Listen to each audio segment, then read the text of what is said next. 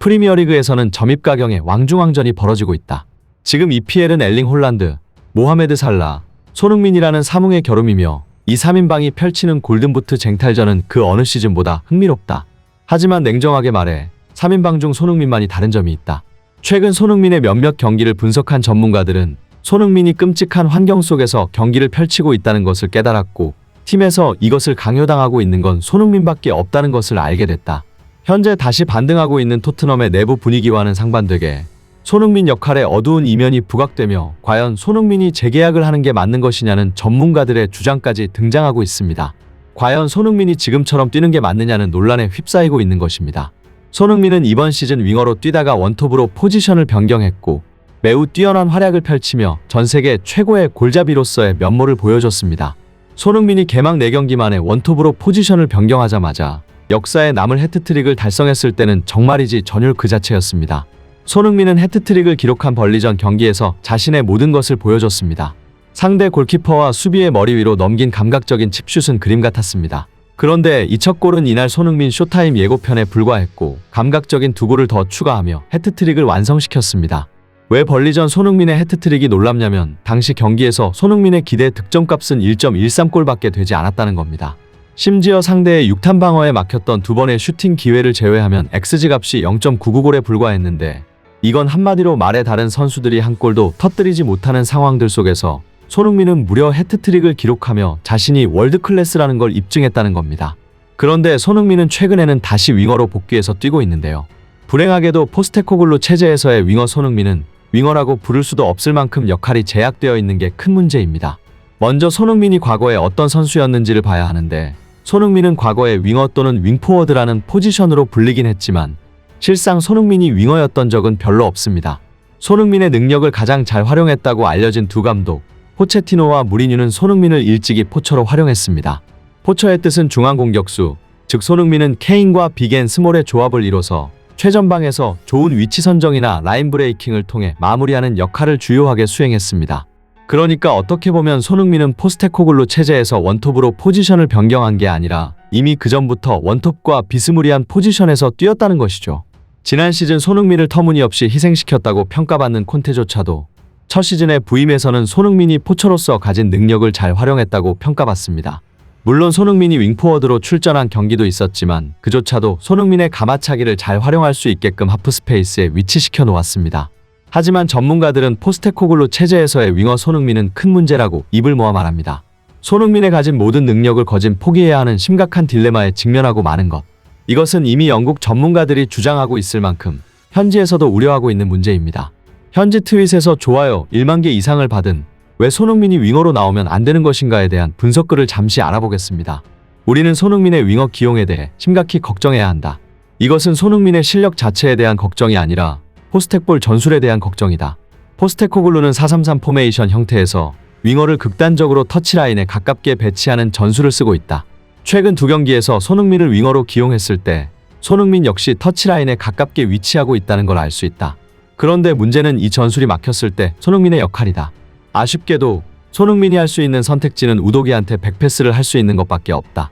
이러면 토트넘, 아니 전 세계에서 골 결정력이 가장 좋은 선수를 터치라인에 고립시키는 꼴이 되며 히샬리송이나 존슨, 클로셉스키에게 의지해야 된다. 물론 손흥민이 원톱에서도 수비 2-3명이 붙어서 고립된다는 반박이 나오겠지만 윙에 더블팀이 붙으면 기회 창출이 더욱 어려워진다. 왜냐하면 포스테코글루의 전술 자체가 윙어가 공을 받으면 풀백이 올라가고 그렇게 생긴 하프스페이스 공간을 공격형 미드필더가 들어가서 이지선다를 거는 전술이기 때문이다. 손흥민을 윙어로 기용했을 때 이러한 문제가 나타났는데 결국 손흥민의 역할은 올라가는 우도기와 원투 패스를 하거나 돌파 후 컷백에 국한되어 있어 손흥민 활용을 잘 못하게 되는 것이다. 실제로 이번 시즌 초반 그리고 최근에 손흥민이 윙어로 나선 모든 경기들에서 골은 터뜨리기는커녕 골에 근접한 장면조차 하나도 없었다. 이건 어쩔 수 없는 게 윙어를 극도로 터치라인 쪽으로 빼서 쓰는 게 포스테코글루 전술의 골자이고 하프스페이스나 박스 안에는 이미 다른 토트넘 선수들이 자리를 잡고 있기 때문이다. 즉 물리적으로 손흥민이 박스 안에서 가마차기를 노리거나 박스 안에 들어와서 컷백을 받는 상황 자체가 나올 수 없다는 것이다. 전 세계에서 골 결정력이 가장 좋은 선수가 골대와 가장 멀리 떨어져 있다는 것.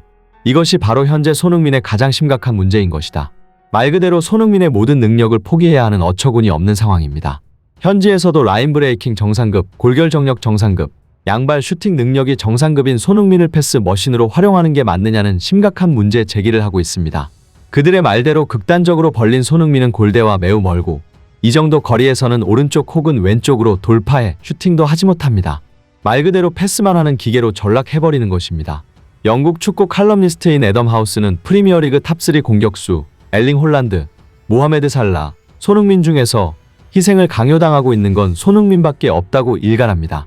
살라와 홀란드 모두 팀의 전폭적인 지지를 받고 있는데 그럴 만한 능력이 있기 때문입니다.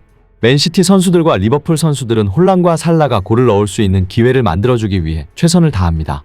펩과 클롭은 팀에서 누가 가장 골을 잘 넣는 선수인지 알고 있죠. 하지만 유일하게 손흥민만이 팀에서 지원을 받는 게 아니라 희생을 당하는 포지션입니다.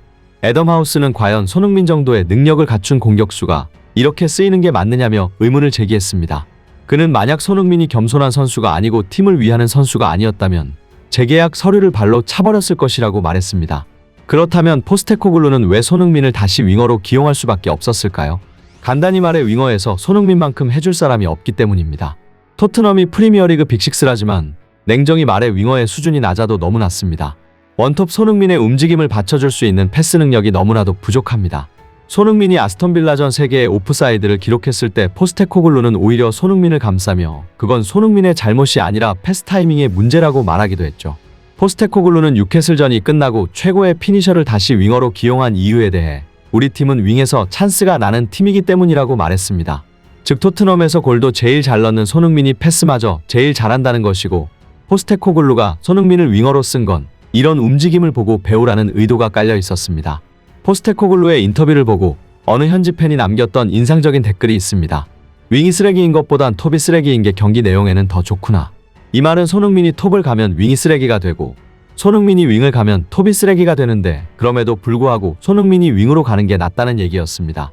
물론 최근에는 히샬리송이 톱에서 좋은 활약을 보여주고 있긴 하지만 손흥민 윙어는 어찌됐든 개인 능력 90%를 낭비할 만큼 손해이며 다시 손흥민이 톱으로 갈 것 같지는 않습니다. 포스테코글루는 손흥민 윙어에 대단히 만족하고 있으며 톱 자원을 물색하고 있습니다.